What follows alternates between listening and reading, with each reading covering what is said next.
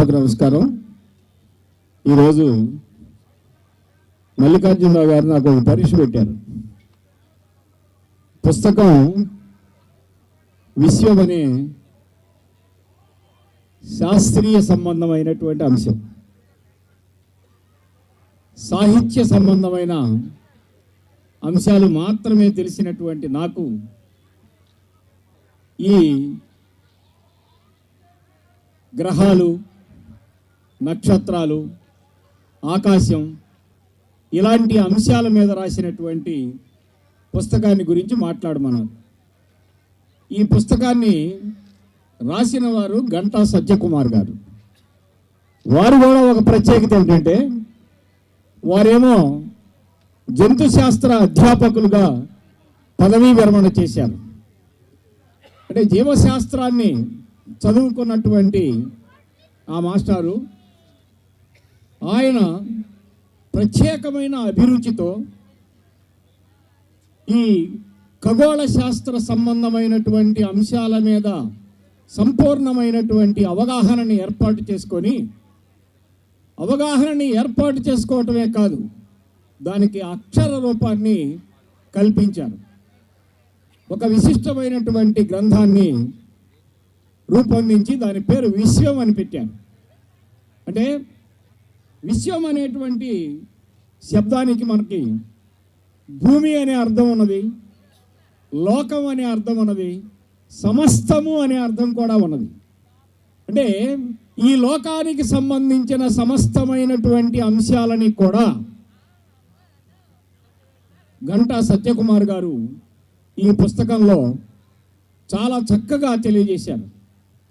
వారు చేసిన ఒక ప్రత్యేకమైనటువంటి పని ఏమిటంటే ఆయన రాసినటువంటి ప్రతి అక్షరానికి కూడా సాధారణమైనటువంటి పాఠకుడికి కూడా, అంటే కేవలం సైన్స్ విద్యార్థికి మాత్రమే కాకుండా సాధారణమైనటువంటి పాఠకుడికి కూడా అర్థమయ్యేటువంటి రీతిలో అనేక రకాలైనటువంటి బొమ్మలని, ఆ సమాచారానికి బలంగా ఉండేటువంటి బొమ్మలని, చార్టుల్ని దీనిలో పొందుపరిచారు. చాలా చక్కగా పొందుపరిచారు.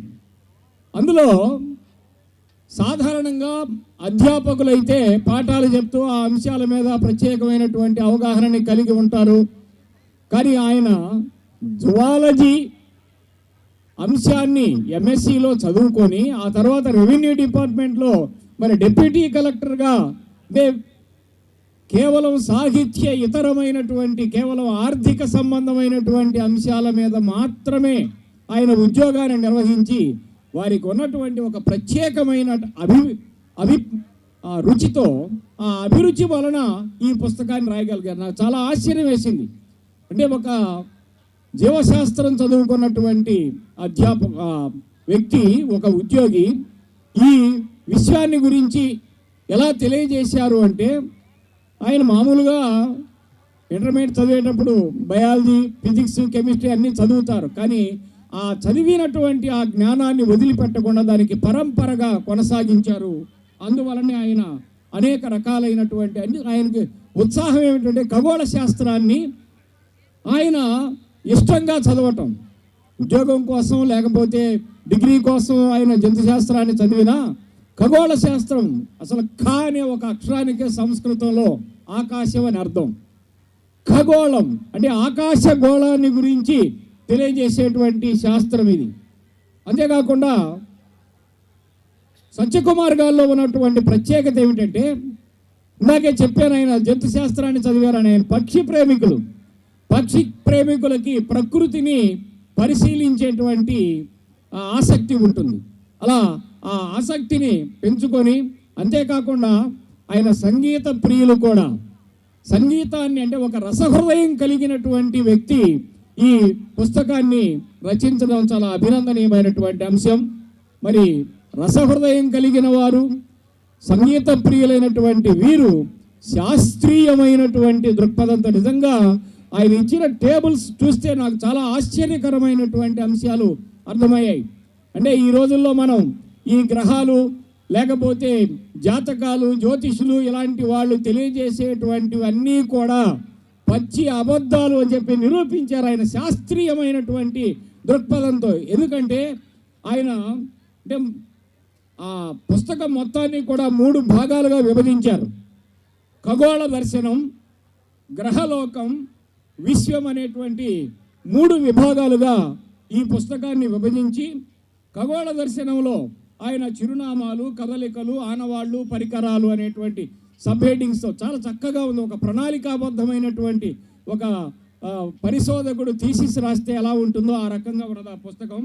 అలాగే గ్రహలోకంలో అసలు గ్రహం అంటే ఏమిటి, దాని పుట్టుకలు ఏమున్నాయి, వాటిని ఇంతవరకు కూడా ఎవరెవరు ఎలాంటి అధ్యయనం చేశారు అని దానికి సంబంధించినటువంటి గ్రహాల పేర్లన్నీ కూడా ఇచ్చి వాటికి విశేషాలన్నింటినీ కూడా చాలా చక్కగా ఒక సాధారణమైన పాఠకుడికి అర్థమయ్యే రీతిలో తెలియజేశారు. అలాగే తోకచుక్కలు, మరుగుజ్జు గ్రహాలు, తోకచుక్కలని గురించి ఆయన తెలియజేసినటువంటి సందర్భంలో సాధారణంగా ఎలా ఉంటుందంటే, ఈ సైన్స్కి సంబంధించినటువంటి వ్యక్తులు సాహిత్యాన్ని కూడా సమన్వయం చేసినట్లయితే బాగుంటుంది అని చెప్పడానికి ఆయన తోకచుక్కని గురించి ప్రస్తావన చేస్తూ, గురజాడ వారు రచించిన తోకచుక్క ఆ కవిత్వాన్ని కూడా అని దాన్ని కూడా ప్రస్తావన చేశారు. సాధారణంగా మనం ఏమనుకుంటామంటే తోకచుక్క అనేటువంటిది ఒక అరిష్టానికి సూచనగా భావిస్తాం.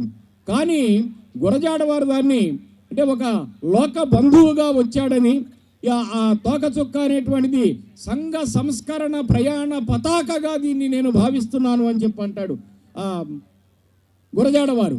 అంటే మీలో ఏ విధమైనటువంటి మూఢ విశ్వాసాలు అనేటువంటి ఉండకూడదు, ప్రకృతిలో జరిగేటువంటి మార్పుల్లో అది కూడా ఒక మార్పు అని చెప్పి చాలా చక్కగా తెలియజేశారు. అలాగే విశ్వం అనేటువంటిది వారు పెట్టినటువంటి పేరే 3వ అధ్యాయానికి ఉన్నది.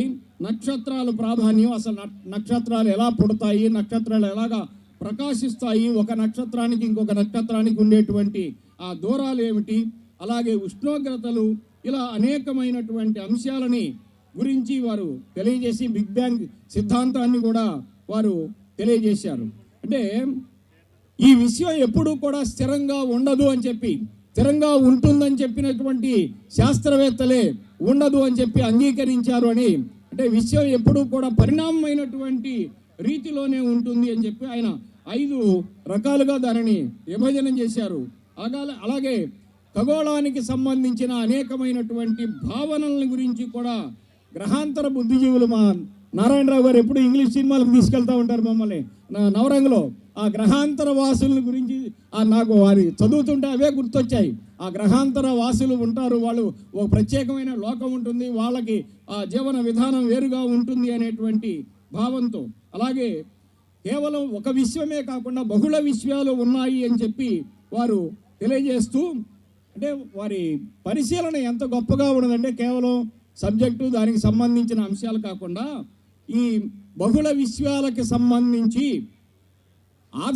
వాటి ఆధారంగా ఒక చలనచిత్రం తీశారు. Everything everywhere all at once అనేటువంటి చలనచిత్రాన్ని రూపొందిస్తే దానికి ఆస్కార్ అవార్డు వచ్చిందని కూడా వారు తెలియజేశారు. అంటే వారికి తాను తెలియజేస్తున్నటువంటి అంశం పట్ల ఎంత పూర్తి అవగాహన ఉన్నదో మనకి తెలుస్తూ ఉన్నది. అలాగే ఈ గ్రహాలు, నక్షత్రాలు ఇలాంటి వాటి అన్నింటి గురించి మన వాళ్ళు ముహూర్తాలు నిర్ణయిస్తున్నారు.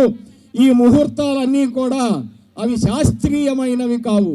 శాస్త్రీయము అంటే శాస్త్రి గారు చెప్పిందని అర్థం కాదు. శాస్త్రీయము అంటే శాస్త్రబద్ధంగా, సైంటిఫిక్ అనేటువంటి అర్థంలో. ఆయన ఆ మాటలు చెప్పినప్పుడు నాకు వేమన గారి పద్యం గుర్తుకొచ్చింది. విప్రులంతా చేరి వెర్రి కోతలు కూసి సతిని పతిని చేర్చ చక్కగాను మును ముహూర్తముండ ముండట్లు మోసెరా విశ్వదాభిరామ విందవేమ అన్నాడు. అంటే ముహూర్తం పెట్టాడు వాడు. ముహూర్తం పెడితే మరి ఆమెకి వైధవ్యం ఎలా ప్రాప్తించింది అని చెప్పండి వారు అక్కడ రాసిన విషయాన్ని చదివినప్పుడు నాకు వెంటనే ఆ పద్యం గుర్తుకు వచ్చింది. అంటే ఈ రోజుల్లో మన వాళ్ళు ఎదుటి వాళ్ళ యొక్క బలహీనతలని ఆధారంగా చేసుకొని మరి క్యాష్ చేసుకునేటువంటి సిద్ధాంతాలు ఎలా ఉన్నాయో వాటన్నిటిని గురించి కూడా చాలా చక్కగా తెలియజేశారు. అలాగే జ్యోతిషం ప్రకారం 24 గంటలు రోజుని 12 లగ్నాలుగా విభజిస్తారని చాలా చక్కగా మొత్తం 6 నుంచి 8 వరకు అని చెప్పి ఆ గంటల ప్రకారంగా ఆయన టేబుల్ ఇచ్చేశారు.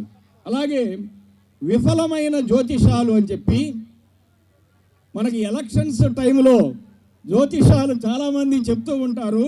వాళ్ళు చెప్పినటువంటి ప్రకారంగా అంటే విఫలమైన జ్యోతిషాలను గురించి ఆయన తెలియజేశారు. ఇందిరాగాంధీ గెలవదు, ఆ పార్టీ ఓడిపోతుందని చెప్తే ఆమె అఖండమైన మెజారిటీతో గెలిచిందని చెప్పి అట్లా 3 ఉదాహరణల్ని ఆయన ఇచ్చారు. అలాగే భారత రాజ్యాంగం కూడా 51A అధికరణంలో మనిషికి వైజ్ఞానిక దృక్పథం కావాలి, అంటే మనిషి యొక్క అభివృద్ధి క్రమంగా వికసించాలి అంటే, మానవుడు సర్వతోముఖ వికాసాన్ని పొందాలి అంటే అతనికి వైజ్ఞానిక దృక్పథం కావాలి. అంటే మనం కేవలము పూర్వులు చెప్పినటువంటి సిద్ధాంతాలన్నింటినీ కూడా గుడ్డిగా నమ్మి వాటిని ఆచరించడం కాదు. మనలో ప్రతి ఒక్క పౌరుడు కూడా వైజ్ఞానిక దృక్పథాన్ని అలవాటు చేసుకొని వాళ్ళ మేధని విస్తరింపజేసుకోవాలి. ఈ విశ్వానికి సరైనటువంటి పౌరులుగా వాళ్ళు గుర్తింపబడాలి అని చెప్పి చాలా చక్కగా తెలియజేశారు. సమయం ఒక రాక్షసుల్లాగా వెంటాడుతూ ఉంటుంది. ఇంతమంది వ్యక్తులు ఉన్నటువంటి సమయంలో నాకు ఇచ్చారు కదా అని చెప్పి మైక్ నేను మాట్లాడను. సమయాన్ని దృష్టిలో పెట్టి నాకు 10 నిమిషాలు నాకే నిబంధించుకున్నాను. ఇంతమంది మాట్లాడితే గంట దాటిపోతుంది కాబట్టి నాకు మంచి అవకాశాన్ని కల్పించిన, అంటే కొత్త విషయాలు నేర్చుకోవడానికి అవకాశం కల్పిన మా రేవుళ్ళ మల్లికార్జునరావు గారికి ప్రత్యేకమైన ధన్యవాదాలు తెలియజేస్తూ, అలాగే రచయిత గారికి అభినందనలు తెలియజేస్తూ నా ప్రసంగాన్ని ముగిస్తున్నాను.